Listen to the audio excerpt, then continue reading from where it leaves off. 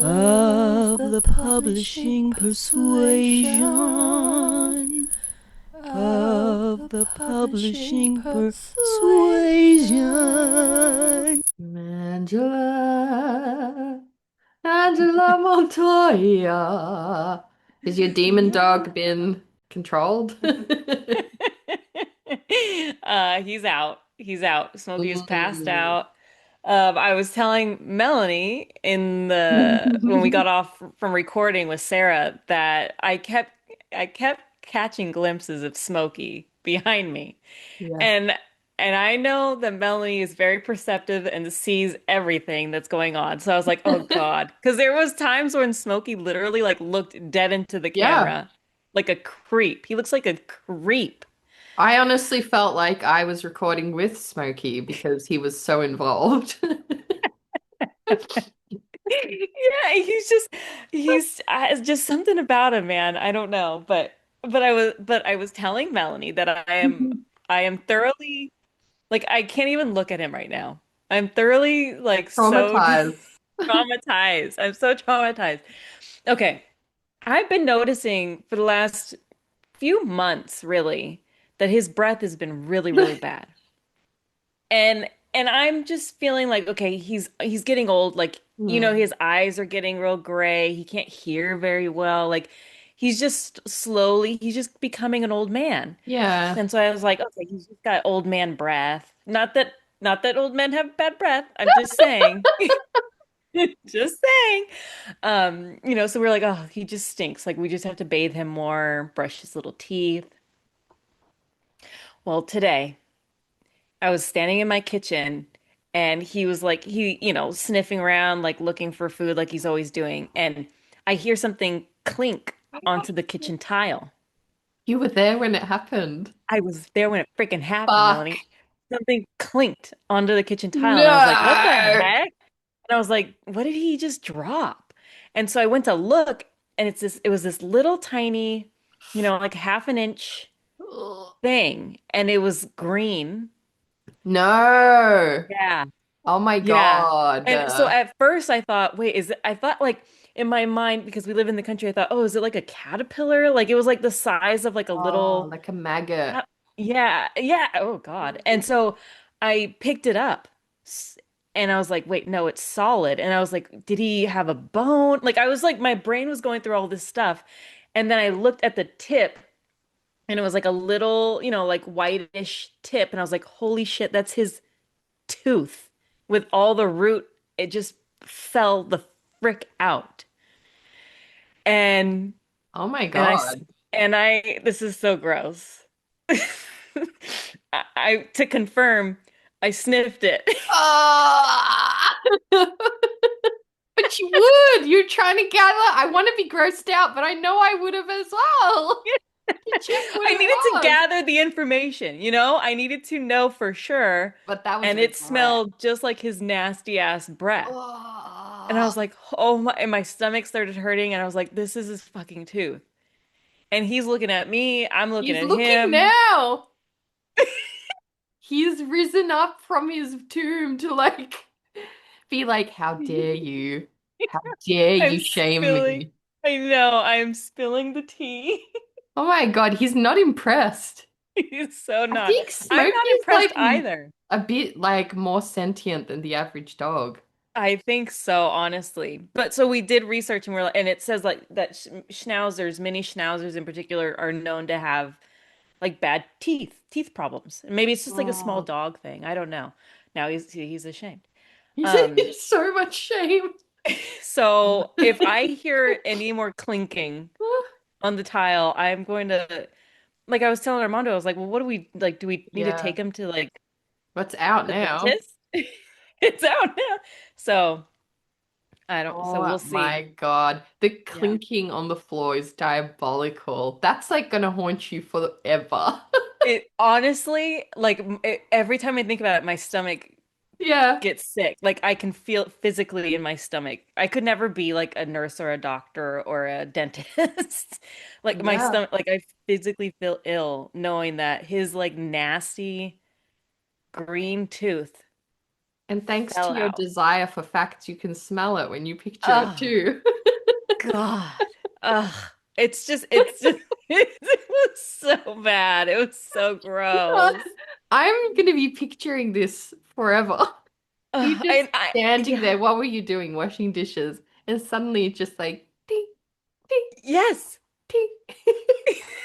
Oh, I'm gonna be that's a nightmare. It is Now a that's a night. It's a good horror horror. story. Yes, that's a good horror book story idea of clinking teeth. Teeth are a So, favorite, and teeth are a favorite in folklore. Like even though I grew up very religious, but there was weird little like soup. Sorry, that's Goose. Goose, shut the fuck up. There's weird little superstitions that like people don't fully let go of, and I remember being told at a very young age. I was like telling my family like a dream I had about teeth falling out. Just like, oh, it was so gross, rah, rah, rah. And the whole room, it was like a family gathering. The whole room went quiet and they were like, and how did you feel when the teeth fell out? Were you happy or sad? And like they were like grilling me and I was like, what? And then apparently it meant like someone would die in their philosophies or whatever. And I was oh, like, you're literally the most religious people I know.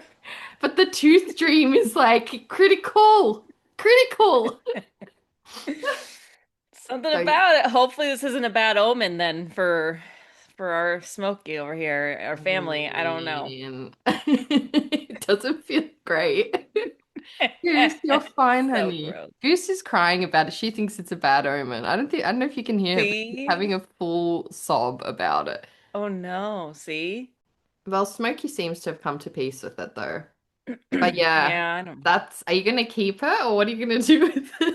Hell no. You I threw it honestly out? like I put it in a napkin because I Yeah. wanted to show Armando and Yeah. he refused. He flat out was like, I don't know. I don't need to see that.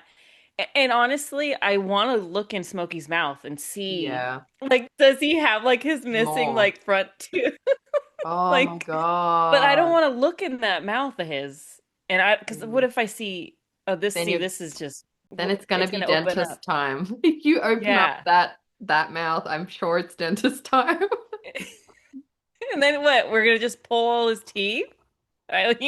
It's Anyway, not so fun. I'm traumatized. Yeah, shit. I'm traumatized for you. I mean, there's a good horror story there for sure. Yeah, I feel like I'm probably gonna have a dream about this tonight. Yeah. But see, that's how the dreams happen. But so don't worry about all the superstitions if you have a dream, because now we've been talking about it all day. Yeah.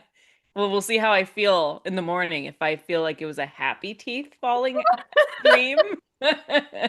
See, I was just like not expect. I was taking Goose out in between recording, and I'm like, usually your voice notes are something like, "Oh my God, that was so great," rah rah rah. So I wasn't ready. So when you opened with, "Oh my God," just out of the blue, "Oh my God, today Smokey's fucking rotted tooth fell," I was like pissing myself on laughing on the street. And I walked past someone as I was listening. They must have thought I was off my tree, but then I guess they saw the phone, so. Yeah, Anyway, I yeah, had to yeah, like have you share that with our listeners because, yeah. what's a rotted tooth between friends? We need to talk about these things and laugh about them together. Ugh, yeah, it's in the trash right now, Yeah. guys. But I welcome to the show, Oh everybody. yeah, yeah, Welcome. welcome I'm everybody. Melanie Schubert here with the Angela I'm Angela. Montoya, Yeah, the Angela Montoya, tooth aficionado. tooth aficionado. How are you, my friend? How are you feeling since our Good. last chat? Good. I Yeah. took the weekend off. I did not write this weekend. In fact, I laid out on the grass and I Mm, welcomed the sun into my body. mm. And I did a lot of reading and oh my gosh, I've been binging so hard on a new it's a sea drama. It is called Ooh. Pursuit of Jade. Ooh. Okay, it Okay. is Tell me it's everything. so good. It's so good. Like I don't know I, for one, as all C dramas, K dramas are, Mm. everybody's beautiful in it, right? Like it's a period Ethereal. piece, Mm. yet very ethereal gods and no, no, no. There's not gods in this one, but like, like It's warriors and like they're, it's just beautiful, beautiful, Mm. beautiful. And she's beautiful and he's beautiful and he is like the marquise of the the whatever. He's big baddie, right? He's like a badass warrior, but Ooh. he gets ambushed, and so she finds him and rescues him and like nurses him back to health. Mm. And like and there's like a marriage of convenience happening. Like if there's just like so many juicy, like perfect True. little tropes that they just Yeah. keep building on top of like war happening in the background. It's just like so good. Mm. So I've been binging on that, like Amazing. probably too much. Nah, yeah, I think that's Thank you. sometimes the exact break your brain needs. We just read after watching One Piece live action, I was just like wanting that feeling more, and I was like, bitch, there's like 2,000 episodes of the anime. So we rewatching it and like literally shocked at how much I'm binging the rewatch because you'd think Yeah. you'd go slower, but I think we both needed it. I think just something at the moment, specifically something about seeing somebody with such a strong sense of justice bash up the bad guys and like bring peace to just good people trying to live their lives is like very healing to Yeah. see on screen over and over Yeah. again. So, Yes. yeah, So what is I are you feeling like is it as good as you remember like the second time around, better than the first I think time? it's better because the first time round, Usopp annoyed me when that character was introduced, and like Ah. when you like I tend to like have to warm to new characters slowly. So watching it back and knowing and loving all the characters immediately and just you pick up on stuff you missed. There's a lot of filler episodes that we're just skipping because I don't know. There's so many. Why would I watch the fillers? It's just like Dragon Ball Z One Piece crossover or something. Or it Oh, just doesn't wow. relate to the plot. There'll be random ones, but oh my God, it's so healing to watch and have literally watched it to the point where I was like, that was probably too much. But I think it's good. I think that Yeah. that's maybe like a way that you fully unwind and just give yourself permission to just let someone else do the thinking for you, I guess. In a Yes. medium, you still love stories, you're still getting stories, but someone else does it for you. Heck yeah. Well, I that's the thing like and I'm always thinking about my hobbies. I know. How are we But going? truly, yeah, but truly, like my hobby, my favorite thing to do is like go to a movie theater and watch a Yeah. good movie. I love watching movies and shows. I love stories. So it's like those Yeah. are that is actually my hobby. I just love good stories and stuff. So That's so amazing though. That's something that you can like build on and take note of and just be like, yeah, lean into it. Like take yourself to the little cute theater that you've never been to see. Have you seen the Wuthering Heights? Yeah. I have not. Me We went and watched neither. yeah, well, I think for me it's because it like and I might be wrong, but it felt like the casting felt so weird to me. Oh, real. Because okay, there's a Wuthering Heights that has Tom Hart. Is it Tom Hardy? No, Tom. I don't know. He's so good looking. Selleck? He's I don't know. so good in it. Tom Hardy. I think it's Tom Hardy. And I believe the woman that I'm plays gonna have to I look can't remember now. the names. Yeah, but I believe they got married Aw. during or after. I don't know if they're still together. In my mind they are. But he in that was so like messy and just like angsty and broody and awful and I was like I can't watch anything else. I'm just laughing at his mugshot for the thing. It's not giving me what you're saying, but I love it for you. It's Tom Hardy, right? That's his name? Yeah, it is. Okay, yeah. Or Please. maybe it was just in that, something it just hit me right in that era. Oh, But I so you're haven't seen not Wuthering on Heights. board the what's his name, the Frankenstein guy. You're not on board that train, huh? I'm not. I liked him Oh, in Frankenstein though. yeah. Oh, But yeah, no, people are I don't know. obsessed. I've heard good things, but I just haven't gotten around to it. Yeah. We But yeah. watched is it Project Hail Mary? It's Oh, with Ryan I don't know. Gosling. Oh, it's so good. It's so good. So basically he's like He's a teacher, but he's actually a scientist, and they basically send him up into space to save humanity. And he meets Play. a like an alien, and it's just the cutest. It's Oh my so God. good. So we went and saw that the other day. What's it It's really called? I'm good. gonna put that sounds funny and cute. Is it Yeah, funny or just cute? it's it's all the things. Like you'll go through every emotion, to be honest. Like you'll be crying, you'll be laughing, all of Glorious. it. So Project Hail Mary. Project. Is that in cinemas now? Yeah. Sorry, not me just making notes on the next movie. Mid Was I podcast, right in I'm the like, what title? shall I go see?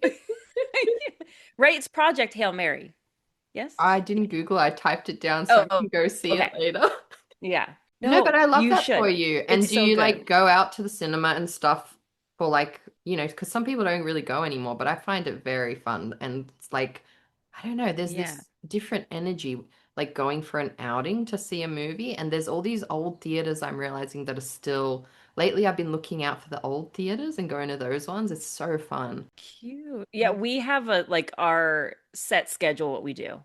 So on Oh my God. Tuesdays here, we have special like discount tickets, like they're like a half price tickets pretty Yeah, much. yeah. So we only go Tuesdays because we're not paying Smart. full price. Yeah. Especially if all four of us go to the movie, then it gets really Mm. pricey. So we all four of us went.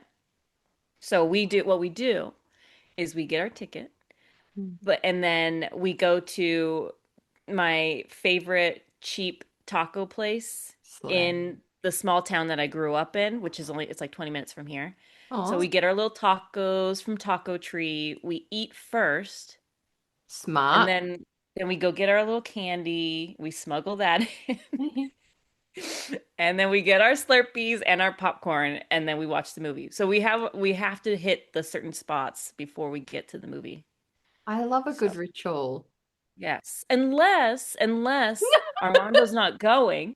If Armando's not going, It's a different ritual. it's a different ritual. So Okay, I'm what we'll do listening. if it's just me and the kids, or like me and friend or whatever, we go to a place called Studio Movie Grill.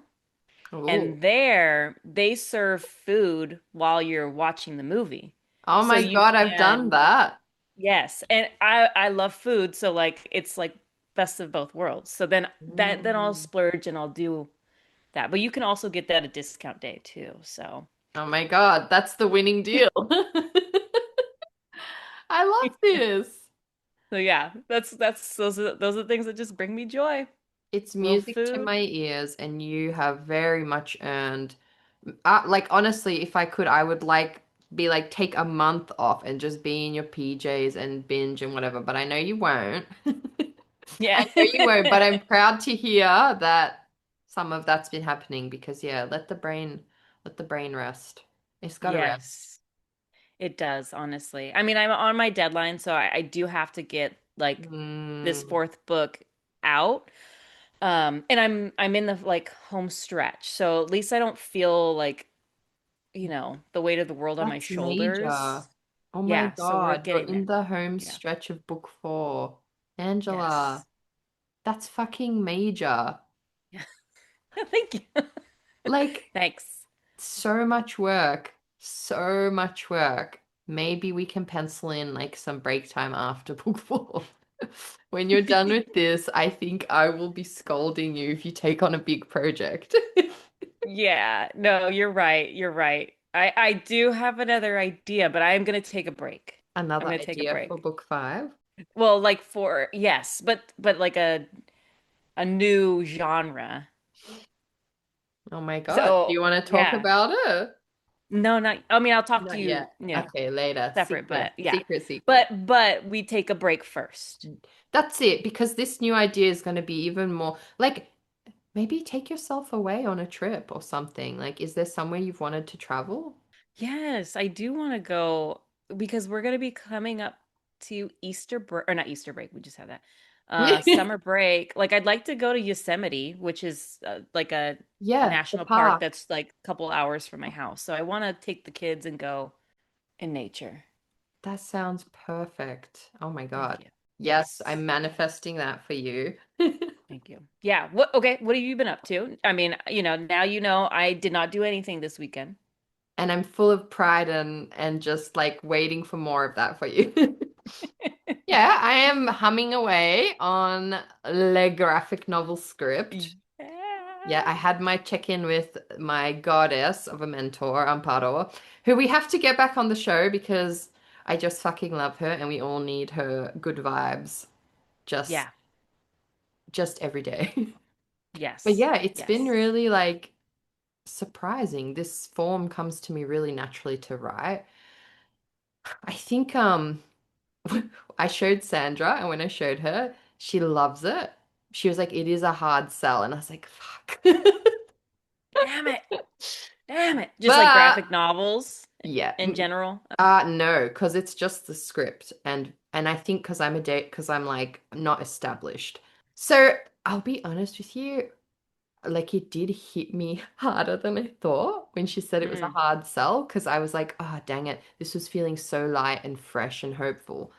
But then after I recovered for a second, I read her message again. And as is the case a lot of times with like these kinds of like agent or like anything to do with edits or whatever, the first time you read it can feel really heavy. And mm. then once you have like a cry in the grass and you read it again, I was like, oh my God, she basically told me I'm a unicorn. Because she was like, she's like, just like, she's telling, this is what I love about Sandra. She just tells me everything up front. And sometimes it can feel a bit overwhelming because if you're doing something new and you're like, oh, I just hope this is like something fresh and a new avenue and a pivot.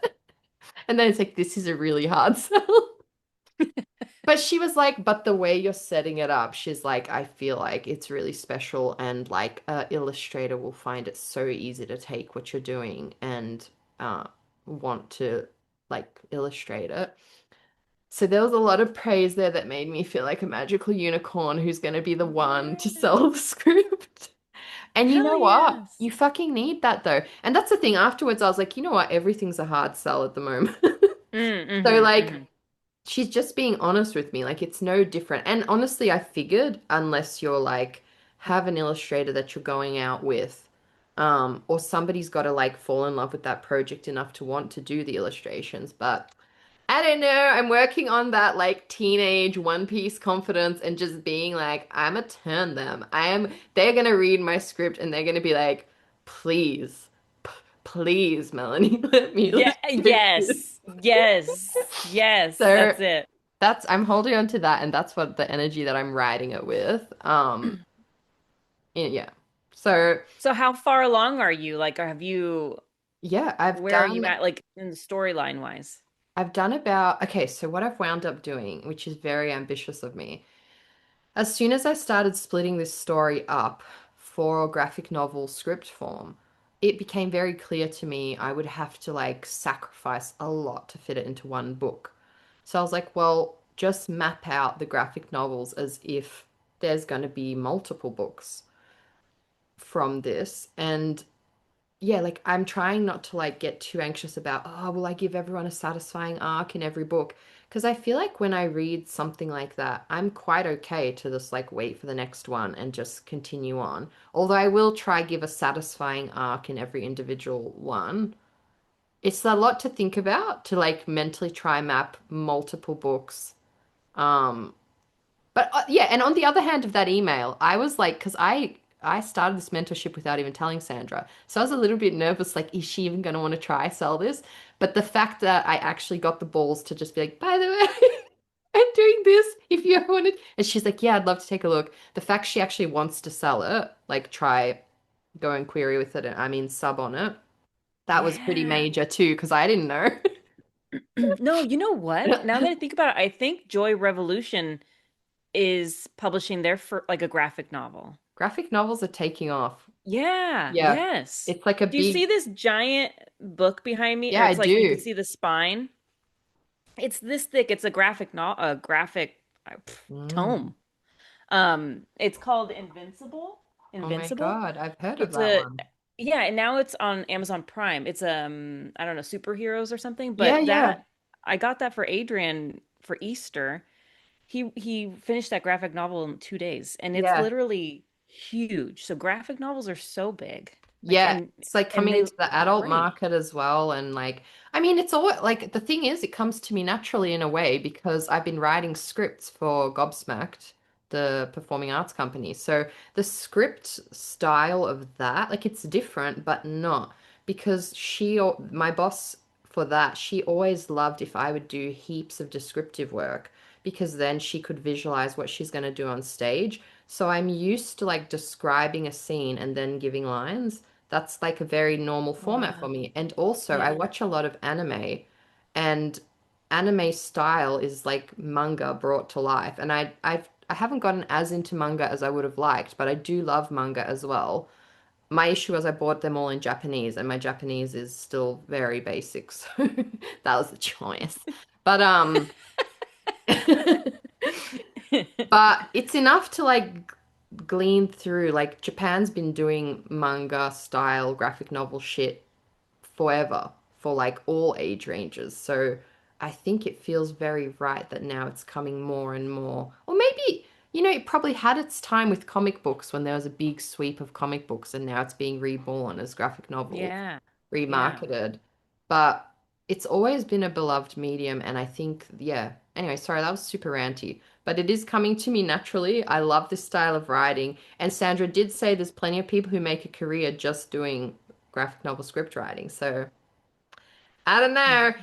I'm gonna just pump and grind and see what happens. That's kind of my goal Yeah. at the moment. Like I just wanna like have fun with this. And it's kind of yeah, it's the first time I've really put like I'm doing like a lot of Croatian folklore and like mythology and stuff, which as you know, like I didn't think I would be doing that.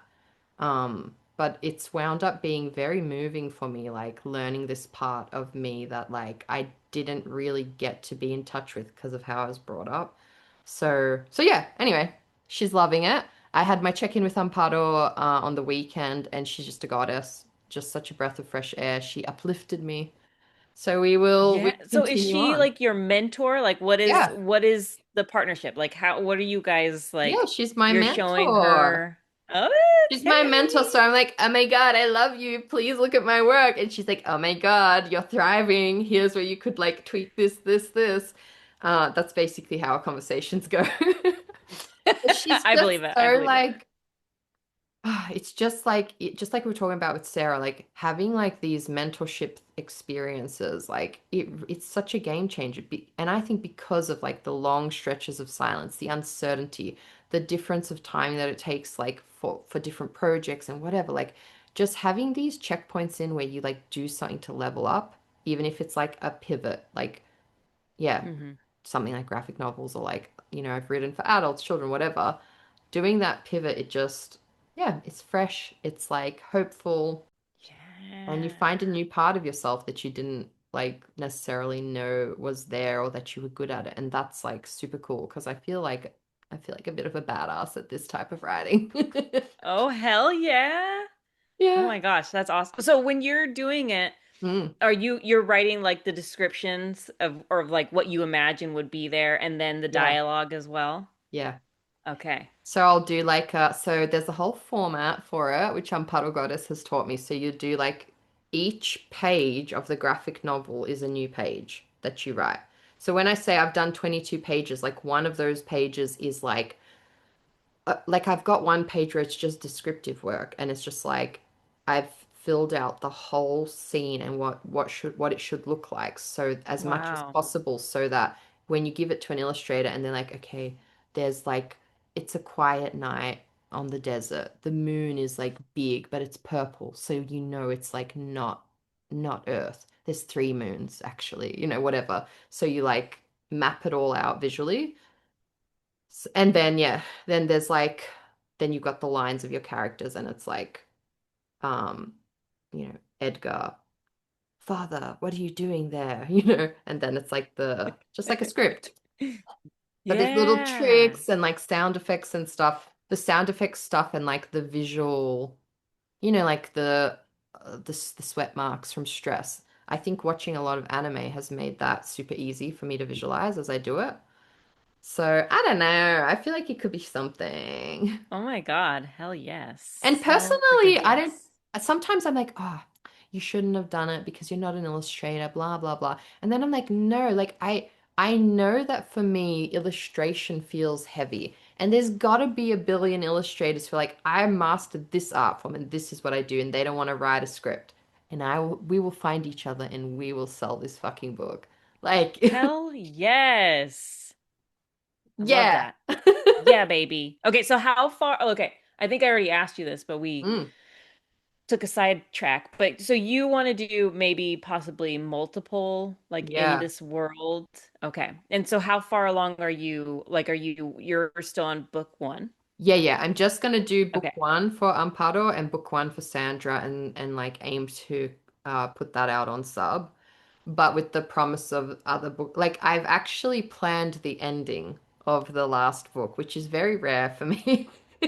Oh my I God. don't usually like plan that far ahead, but I have to like, I don't know, I really want to nail the world and just have it feel all very like that you're just in it. So then I have to do some deep, deep plotting. It's rough. It's a rough skeleton, but it's there. And like, there's like cool little things to tie into the end. So yeah, for this first book, I'm about 22 pages in.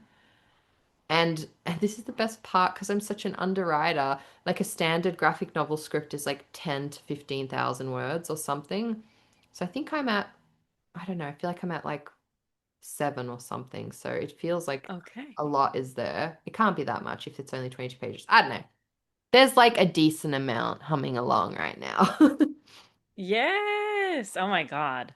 Oh my God. That's honestly, this sounds so exciting. Like, this is cool. This is really, really cool. Thank you. It feels cool. Yeah. I'm just so grateful that Amparo did the course because I've always loved this type of, yeah, like script writing, I guess, and just always felt like it wasn't accessible to do a graphic novel because I wasn't going to illustrate. So to be able to like find out that this is even an option and to train with somebody who's done it. So she's got books, she's doing the things, she's writing the scripts and being paired with illustrators. Yeah, it's pretty special. Yes. Oh my gosh. Yeah. What a fun like adventure too, of just like learning Yeah, a whole new process and like the potential of hooking up with an illustrator and like seeing what that yeah. would be like. Like that's cool. I know the other day Sandra was like, go have a look at our illustrators in-house at Galton Zaka, and she's like, see if you like any of this stuff. I was like, oh my God, I will. So I spent like an hour or two just like rummaging through everyone's art and being like, oh yeah, I could see that. This felt very important. And I got my list together and Yes. I don't think Sandra was expecting me to immediately go and like send her a list of illustrators I'd want to work with, but I was like, no, I'm on that. She was like, okay, we'll tuck this away for like when the time comes and look at things. So it's Hell gonna freaking yes. happen. It I think, is. It is. On yeah, we're not just manifesting. We're already thanking the universe that this that's has it. come to be. And worst Yes. case scenario, I'd have to like find and like pay my own illustrator and do like I think this one I couldn't let this one go. It's like it feels too the world feels too exciting and it feels like exactly what I would want to pick off the shelf or exactly like what I would want to watch if I was like scrolling through stuff. So Oh we're my gonna God. make it happen. Hell yeah. Yeah. Well, Yeah. speaking of how creative you are, Oh my I just have God. to shout out because you and our King Philippe, did an amazing I forgot I was gonna rendition wear. Yeah. Friend creation. of my of Dashing Through Me, my story from Jingle These Bells. Dare I say the best one yet? Sorry, sorry. So good. It was so funny. I love it. Honestly, it's art. Thank You're an art. you. You guys are artists. I meant to wear that Thank you. mask to surprise you today. And then I forgot. It actually had a monkey face in the mask, and I was like, you know what? It's unlike the Krampus one, it wasn't really working for me. So like, dodgily cut it out in Phil's face. Like, I know that these things are like quite dodgy and mostly hilarious, but it also does wind up feeling like art to me too by the end. By the time I like play around with all the Canva images. Like it takes me ages to just like put it just so to trick. It's all a trick of the eye. If you look close, you can see that I've just taken a Canva clipper of like a wave and then put it over my feet and then tra made it transparent so it looks like water's splashing as I step up. From far Wow. away, it just looks like, oh, she's like kind of stepping up out of that water. No, Not you can tell you put a lot of energy and time into it because I mean, they really are all so good. So, yeah, you were meant to be in the creative space. It felt good to do them again, and I wanted to bring a smile to your dial after your week last week being a bit heavy. And you're not even ready for the real. There'll be Oh wet, God. heaving bosoms. Yeah, I Actually, can't wait. I should probably post that today. It's too funny to just sit there and wait. I think like I overthought it at one point, and I was just like, sometimes when things are like, there's so much stuff going on in the world and whatever, you can start to feel like, oh, my silly little monster art doesn't matter. Like, why should I post this? But lately, I feel like that's exactly why I should, you know, Mhm. because it, whether it's just like make my friend laugh or whether it's just that my husband and I had like a creative night away from screens, just having fun, like all of that feels important and worth fighting for and worth just like being the gap in the reels of news, you know what I mean? So I'm trying Yes. not to like psych myself out of it. But yeah, I think sometimes I was like, how can you be posting this when there's this happening? And I would just overthink it. But you know We what? We need a little bit deserve of the light. levity. We Yeah. deserve the play. We deserve the levity. And speaking Yeah. of levity, I'll take Go my ahead. ball. Go on, Queen. Go on with her freaking great at her Now I'm gonna transitions. let you take over because I've been flapping my gums. Speaking of great, refreshing breaks from terrible news, we have an amazing guest on today. And honestly, she's so cool. I mean, Yeah, I always knew she was cool, but talking to her, she's up the coolness factor. I So it was really, agree. really fun to have her on. Absolutely. Everything she Yes. said, I was just like, oh my God, I didn't know that. I didn't know that. Right? There's just some people that you're just like, okay, this is a genuinely badass human being. Like Right? just a good human soul. Okay. That's it. I'm Yeah. just looking. I found her bio right now. Nice work. Okay. Thank you. Appreciate that.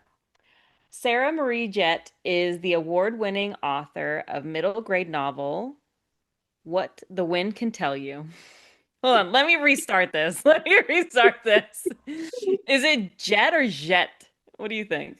I would say Jet. I'd just go with Okay, Jet. cool. Okay, we're gonna redo that because I Got got 1 minute distracted. and a half. Okay. Oh my God. Sarah Marie Jette is the award-winning author of middle grade novel What the Wind Can Tell You. She received Latinx in Publishing's 2022 to 2023 Work in Progress Fellowship with and was a semi-finalist for the Massachusetts Teacher of the Year recognition. When she's not teaching or writing, Sarah Marie takes too many photos of her cats and plays board games with her three children. Oh, Oh, yep, baddie. Amazing. such a baddie. Whoa, what were you gonna say? No, I was just gonna keep reading, but it was just part of the email. Oh, I always do that too. Speaking of random emails, I've been dying to tell you.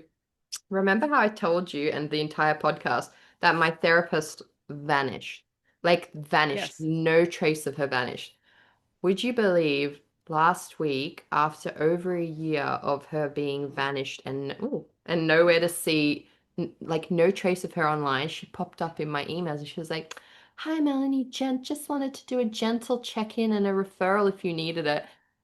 And I was ready. I was like, I was very polite, but I was like, you know what? Bitch, where you been? Yeah, I was just like, I was like, no, no hard feelings, but what you did is completely unacceptable. Like, you can't just ghost your clients.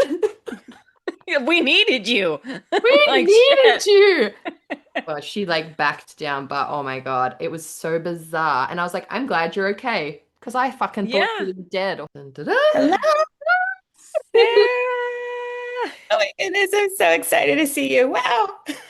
Oh my God, we're excited Good to see seeing you. you. Yeah. How how are you? You have moved.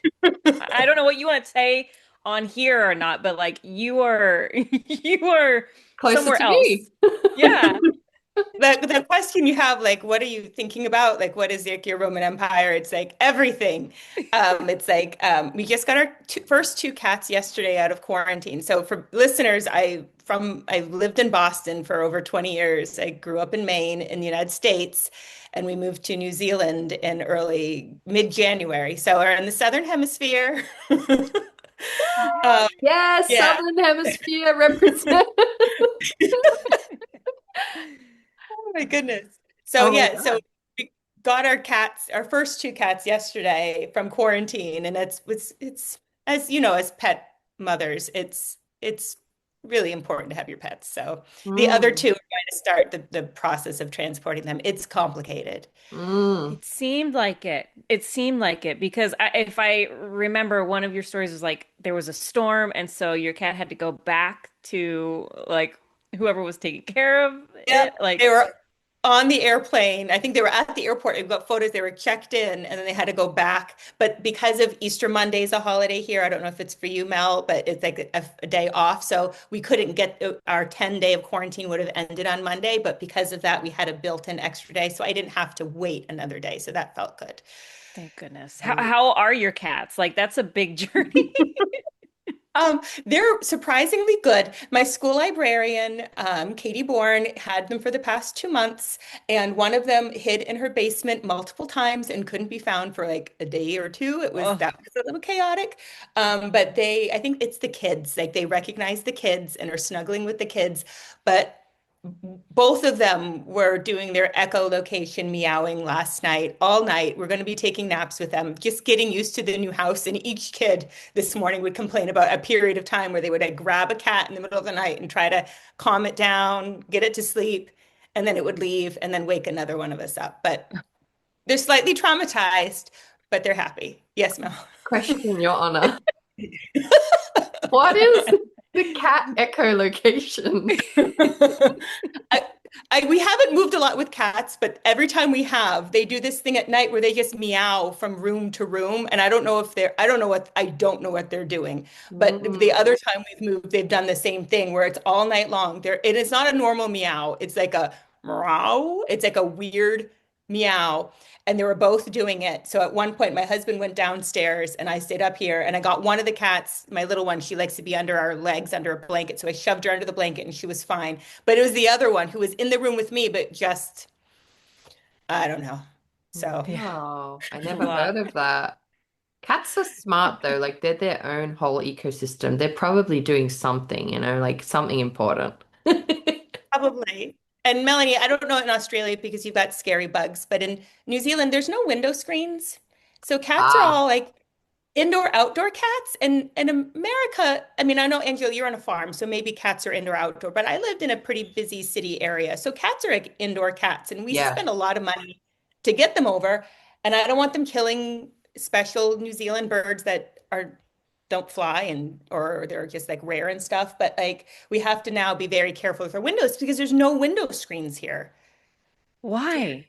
May I ask? Do we know? New I don't Zealand know. doesn't have venomous. Australia, okay, so when Australia and New Zealand separated back in the Dark Ages and the land masses separated, all the poisonous, diabolical creatures fled to Australia, leaving New Zealand a pristine utopia with no venomous creatures. I kid you not, there's like nothing there. I cannot I think they might have one spider that's venomous, and it probably came from here. But everything else is like they're very like even if when I go over there, you've got to like your shoes, you can't have been camping and stuff. There's really strict laws about like not bringing. That's probably why your cats took so long to come. Because they'd have screened the cats. The cats were screened for everything. So yeah, New Zealand, that's probably why there's no, yeah, like in Australia, I mean, I'm in an apartment without mesh and I had to like manhandle a wasp out of my house yesterday. Yeah. Like Oh, yeah. it's Like, are there not, no mosquitoes? Like, no, there flies? are. But I'm in an Okay. old apartment and they never put the mesh, but it'd be nuts to like be out of the city and not have mesh. Like it'd be you would just be living in the jungle. Well, A same. deadly jungle. I'm Yeah, glad for right? Yeah. you over in sunny New Zealand with your perfect lack of venomous bugs. Lucky you. No, I am actually thrilled for you. It seems like it's been glorious so far. People are really friendly. It's been an adjustment, like teaching in America, at Mm. least in Massachusetts, if you're not on a lesson at a certain day, you would be told you're supposed to like if my kids needed another day to learn how to subtract with borrowing, oh no, we need to be on the next lesson. It was very rigid. It's a lot more relaxed, which is also it's a lot to get used to. And I don't know, Melanie, for your primary school, like I have basically like three classrooms of kids in one big space where I co-teach with two other teachers. It's like this kind of combined schooling versus me having my own classroom. And also being an American, that's a little bit to get used to, like sharing this space. Really? Um, but I'm Mm. learning. I don't know if your primary school was like that, or if you had like a room of like 30 kids and just you and a teacher. I don't know. Maybe It's it's different giving here. teacher shortage.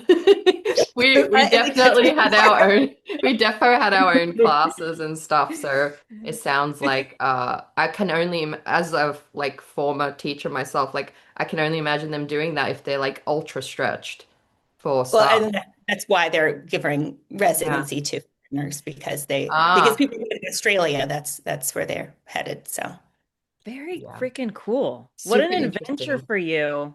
That is amazing. yeah, some of the funny things, like with my kids, they came back from school one day and there's a geometric shape called a trapezoid, it's kind of, it has the same, and they're like, it's called trapezium. Like, I don't understand, Mama. Like, my quiz had trapezium. What's a trapezium? So it's the same language, but then things mean different. And at my school, I think they said poking the finger, and that's how the kids said giving the middle finger, because somebody said they poked the Ah, finger at me, like they poked you with their finger, like, oh no, no, I meant. yeah. So it's the same language, but I'm learning different. It's fun. It's an adventure. Oh my gosh, that is awesome. I hope you post more and more. I just like I love seeing how other countries, states, everything, like how everybody does life differently.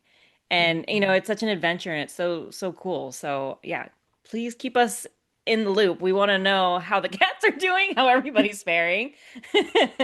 Okay, well, we've already been talking about you, but I also want to know like what is the strangest thing that you own? Okay, so Did it it's make it across the not ocean? not yet. Okay.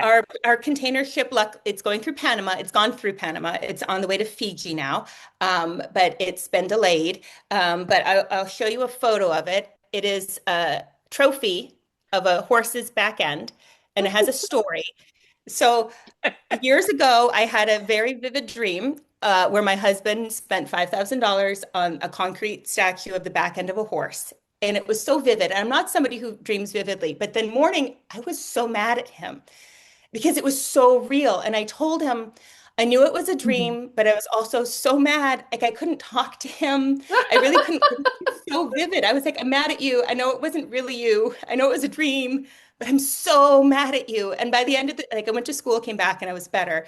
So for my birthday that year, he got me this trophy to commemorate the dream. So it was, we only brought suitcases of very important things and it didn't make that cut. But it is on the container ship. It is on its way. So I have a trophy of the back end of a horse to commemorate this dream I had years ago. Wait, what That's happened real in the love. dream? It was just he's like I don't even know where it came from. Like at that point, we had a child still in childcare, which is so expensive. We didn't have money to spend, but it was the fact that he spent $5,000 without telling me on this cement statue of the Gotcha. back end of a horse, and I was like so mad, and it was so real, but I knew it wasn't real, but I was still mad. So he thought it was funny and got me a trophy or a statue of the back end of a horse to commemorate it. Glorious. I I've love that. definitely been mad at my husband for dreams. I mean, I just need a minute. I know it was dream and not real, Yes, but the emotions are real. emotions are very real for sure. It's true. Yep. Yeah, your body can't regulate the difference, right? Like it's like, no, he spent $5,000. Like I'm pissed. Hmm. Yep. 100%. Oh, okay. I'm Okay. Oh, go ahead, Mel. No, I'm just amazed that he was able to find just the back end of a horse to buy you. Yes, that, I think I don't know where he found it. He found it someplace, which is like he spent a considerable amount of time like planning this. And it was one of my kids remember it because he wrapped it instead of a box.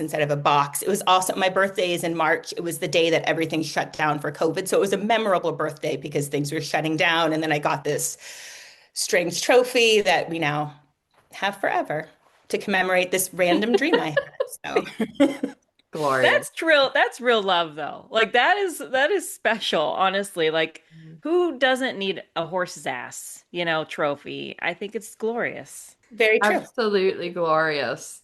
Well, is there something now that you're in New Zealand, is there something New Zealandish you think about way too often?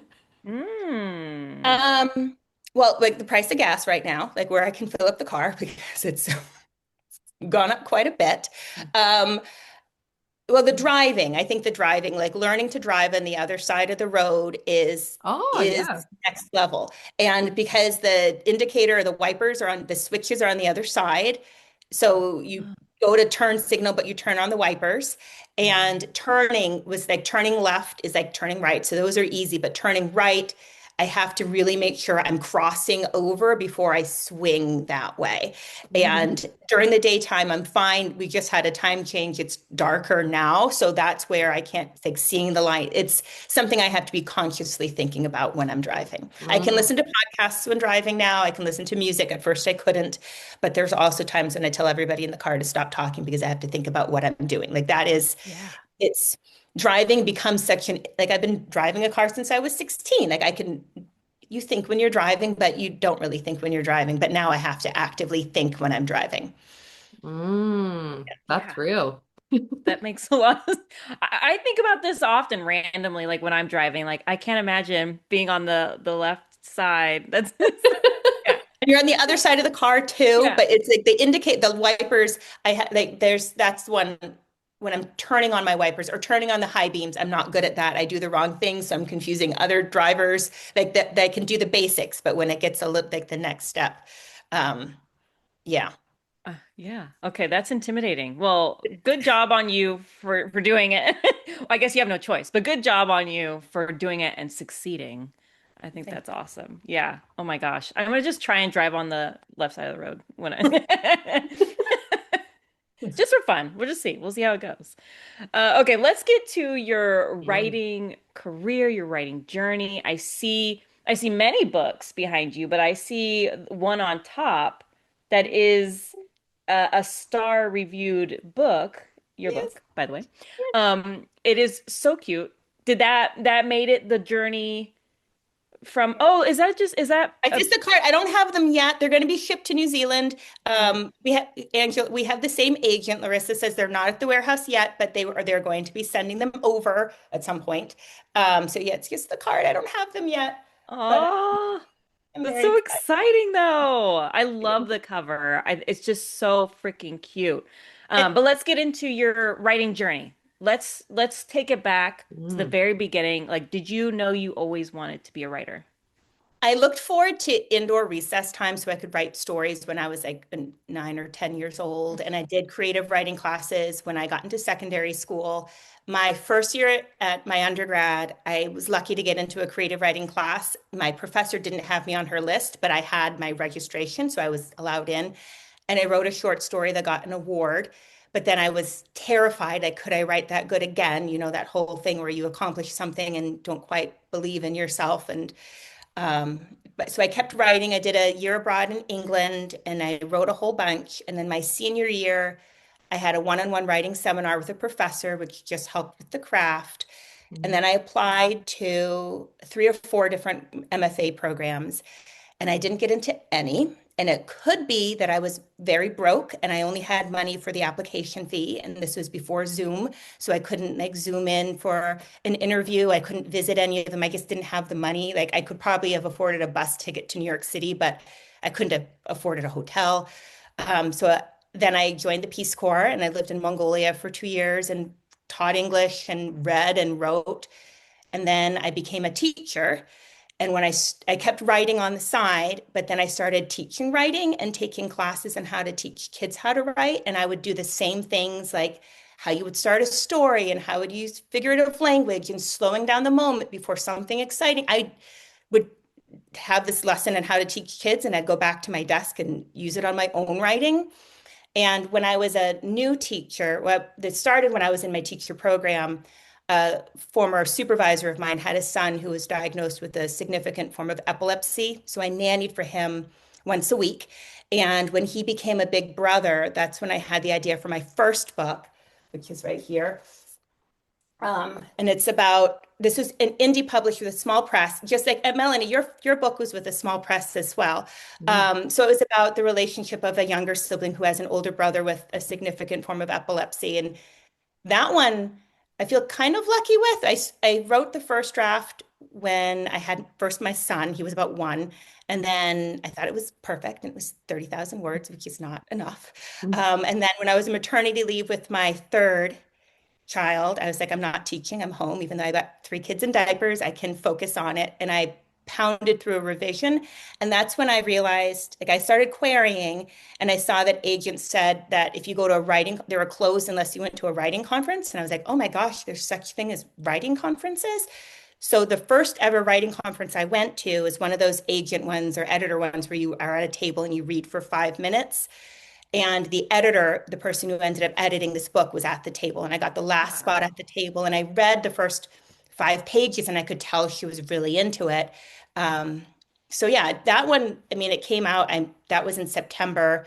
And I think it was not the fall, not that next July, like that summer, I got the offer and it came out in May. So small presses, as you know, being publishers in a small press, they move faster.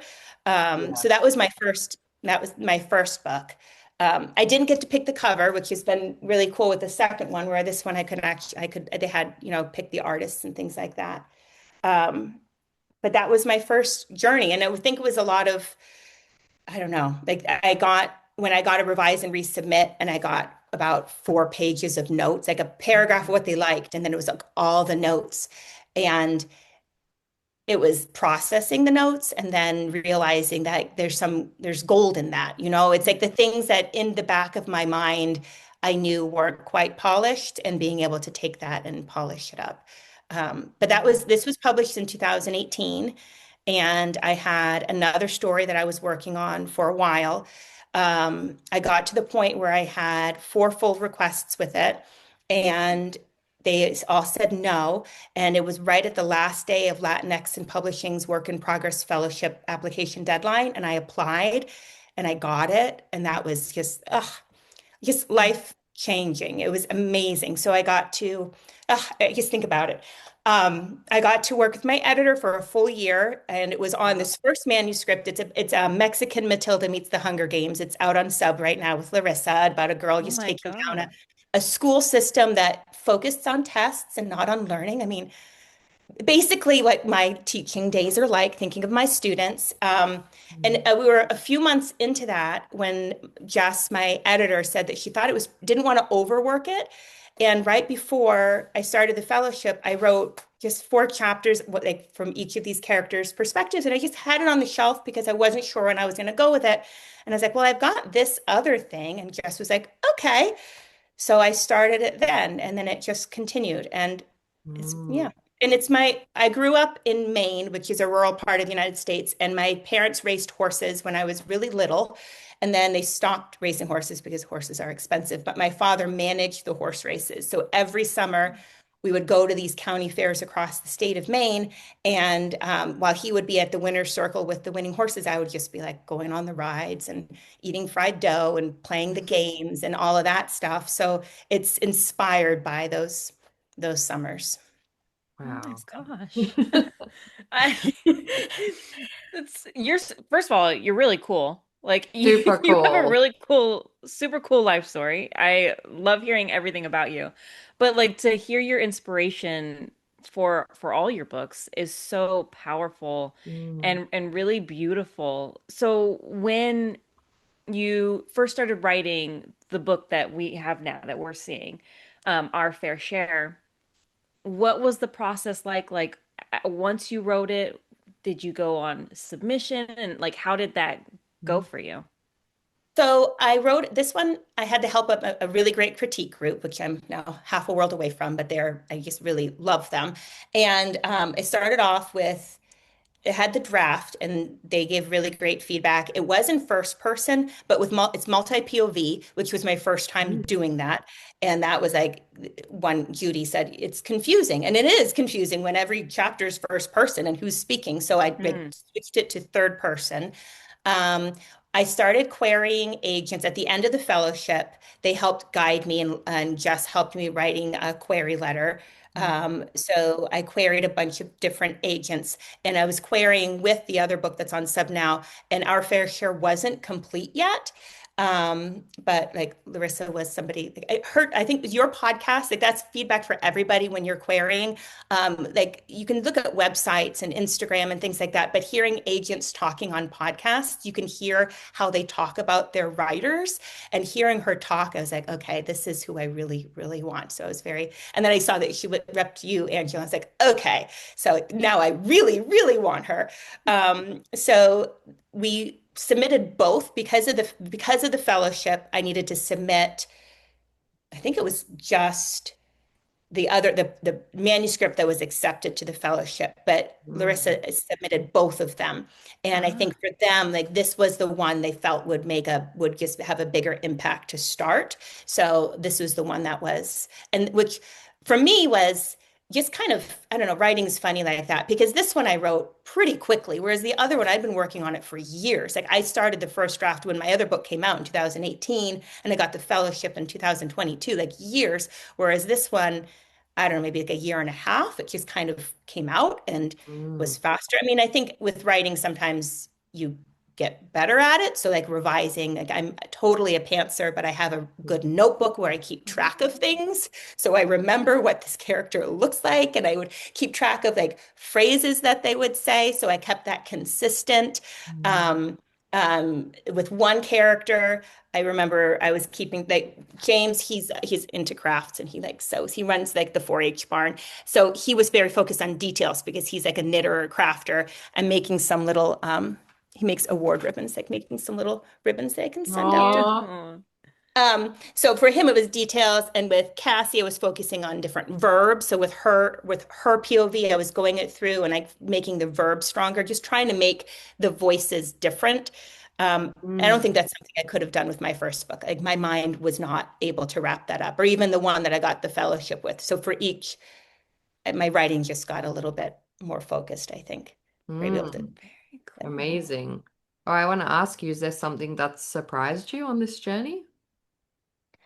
um, I know like the time, how long it takes to hear back from things is something that you hear about all the time, but Yeah. it's it's each step just takes a long time.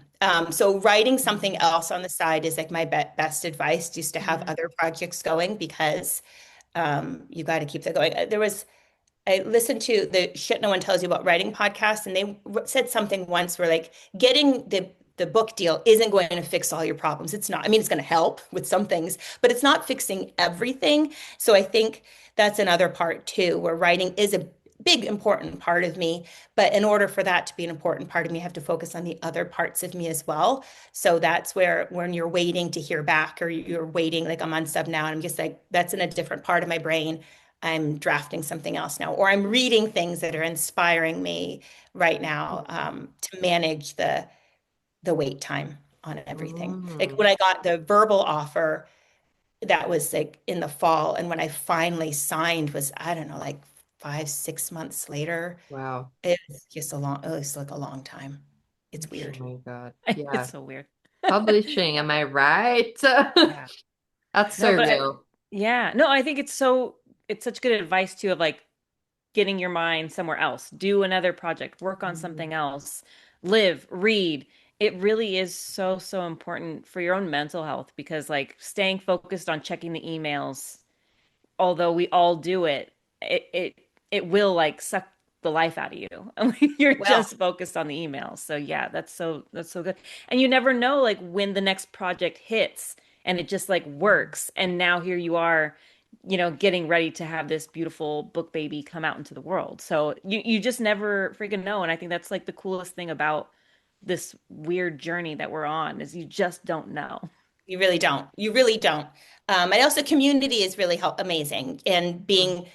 and it's not something where you really can compare yourself to others because the journeys are so different. And just being excited for people when they have, and also being excited for a success. When I got the fellowship, it's like, okay, when am I going to get the agent? But who, I didn't know if that was going to happen. So being happy with the fellowship and being happy for what comes next when it happens instead of just projecting because I can get in my head and think about what's I hope to come next, but being happy for what you have instead of holding out hope for something that may not be.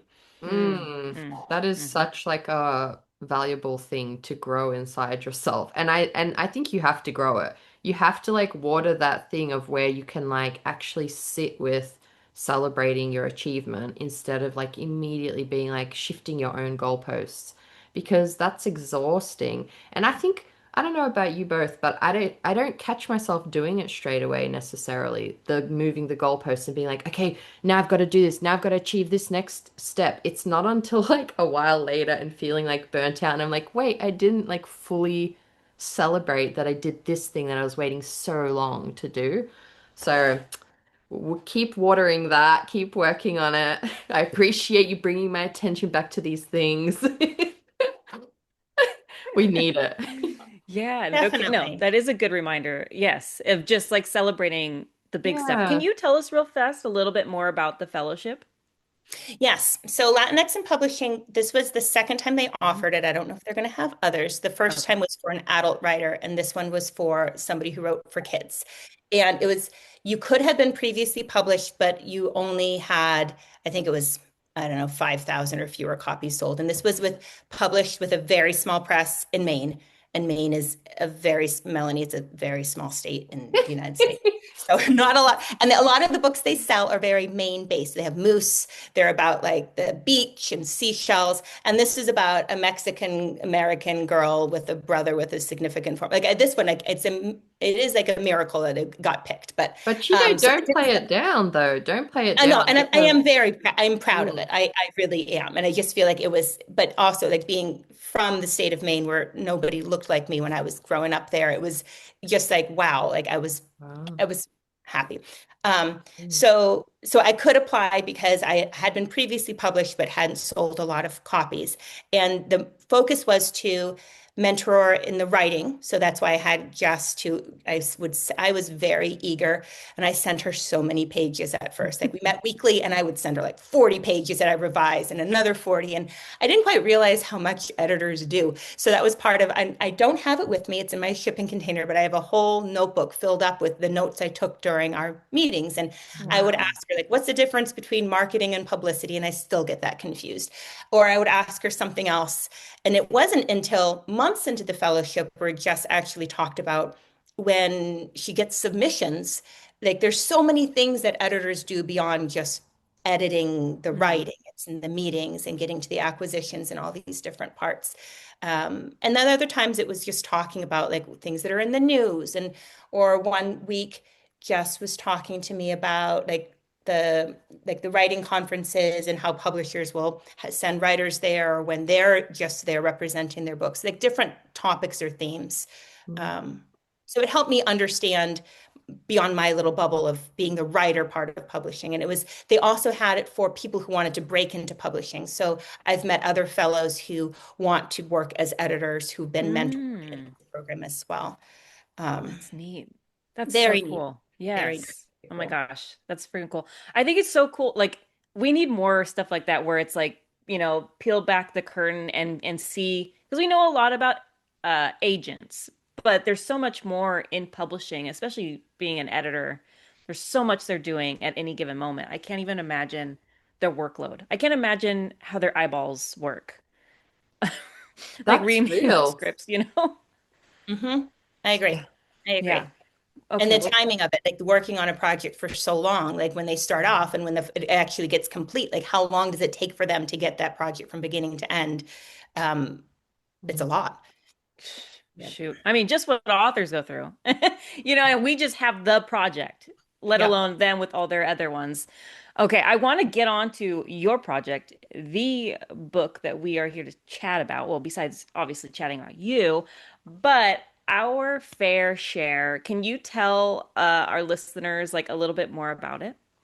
Yes. So it has four main characters. This is Cassie. Cassie runs a curiosity trailer filled with like, I don't know, like animal skulls and like different odds and ends, like creepy dolls. And that's like her attraction that she runs at the fair. Her dad is in charge of managing the horse races, but last year he was accused of cheating. So he's back there to kind of to pay restitution for being accused of cheating. But Cassie's feeling a little bit overwhelmed because people look at her and think she was part of it, which she's not. So I often think about kids whose parents may not make the best choices and how they feel like it's their fault and it's not. So that was the inspiration. This is Serafina. Her mom runs the Ferris wheel, and Serafina was in a bad car accident, and her body has healed, but she's filled with a lot of anxiety and can't quite get to the top of the Ferris wheel without panicking. So it's her coming to the fair this season and dealing with that. This is James, who's the crafter. And James was Serafina's very best friend, but moved to a new town and a new school and was bullied this past year, but doesn't want to tell anybody. And then this here is Avery, and Avery is small for their age, isn't growing like their peers, but Avery has always been the strongest. I just started reading Carnival Fantastico. I just got it. I put the order in. Getting to New Zealand, things take time. But you have like the guy with the mallet. So that's what Avery's attraction is like the hitting the mallet at the power tower. And they can't be as strong as they can't be the record keeper as they always have been for different reasons. So you have to read to find out. So they're having a bit of identity crisis. They're small, but they've always been strong. And this year they can't be strong enough. So they're all dealing with their own things. But there's a new manager of the fair who's changing things up. And they don't like that. So they kind of have to come together to support each other, but also to bring their fair together. So it's really fun. There's some Basically. really fun side characters. It's just a blast. I really love it. Not just because I wrote it, but it's a really fun book. It's for kids 8 to 12 or adults who like reading kid books. Mm, adorable. Is there something that you like hope your readers will get out of this book? I think just like the friendship coming together with kids, and I see this with my own children and my students, they often see themselves like I'm the athlete or I'm the artist, but that we're all made up of so many parts. And I Mm. feel like we're each of them, they're coming together and they're each thinking of this one part of who they are. But they're stronger when they embrace all the parts of themselves and then when they embrace each other, like that type of, yeah, I think That's Oh that's my God, I beautiful. love that. That's super nuanced and like so important. Like so, so important. Yeah. Oh my gosh. I love this book already. Is there anything that you are like most excited for when it comes to the release of this book? I'm hoping to do lots of virtual school visits. So, as a school teacher, it's so hard to do school visits. At my old district, I had 2 days off that I could do personal days that weren't sick days. And those are really hard because maybe my kid has something going on or something like that. Because of this really strange time difference, which we've had the fall back and you've had the spring forward, it's confusing. But I can zoom in to schools before I head off to my school for the day. So I'm hoping to do lots of virtual school visits and talk about writing and just inspire kids to write because I love teaching my own students how to write and I would just love to zoom in because if I had, I mean, I'm sad that I'm not going to be in the States to visit my favorite indie bookstore, but the school visits is something I haven't been able to do at all. So I'm hoping to make use of the time difference and zoom into Yeah. classrooms. Oh my gosh. I love that. I love that for you. You'd be so good at it. So, yes, it worked out perfectly for all of us. So, you have moved. So now you get to do the school vid. Exactly, exactly. Yeah. How does that work for authors? Like, do you tell Larissa, our agent, or like do you reach out to schools? Like, you know? I've been personally reaching out to librarians and school teachers I know and different Uh-huh. people from my book club to let them tell people.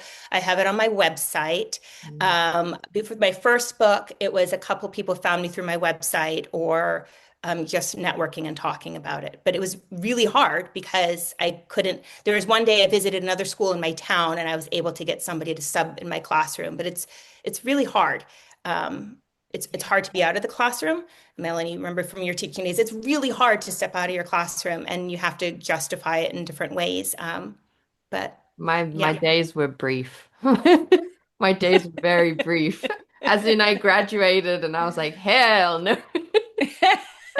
My experiences were all I did teach at like a school for like reading and stuff briefly, but anyway, I don't want to eat up our time with that That's story. fine. I want to, That's in fine. these last 3 minutes, I want to ask you our favorite question. Well, it's mostly Angela's favorite question. It's become one of mine because the answers are always so iconic.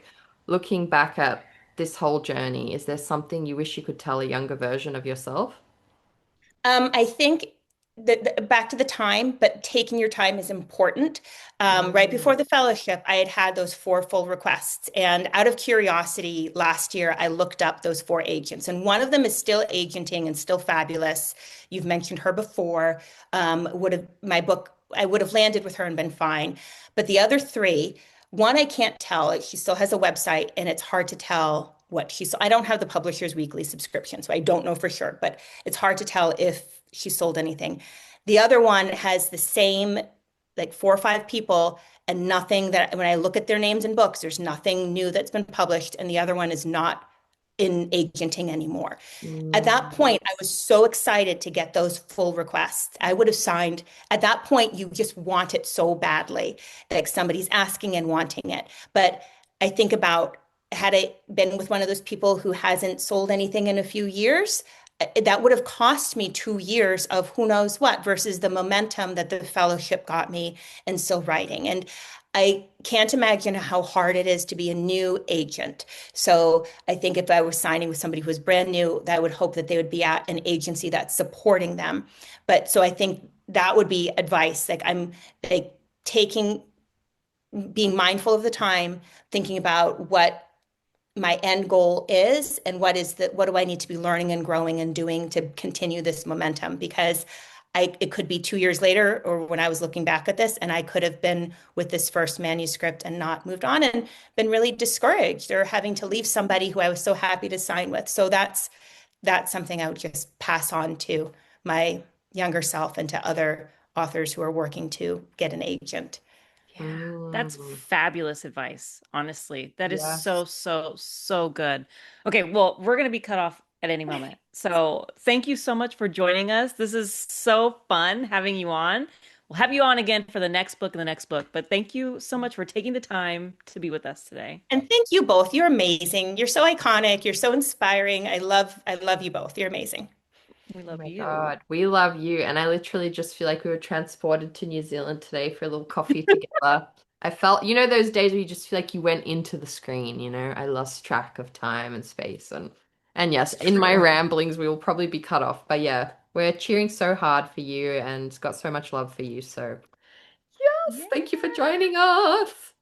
Thank you for being amazing. Thank you both. Of the publishing persuasion, of the publishing persuasion.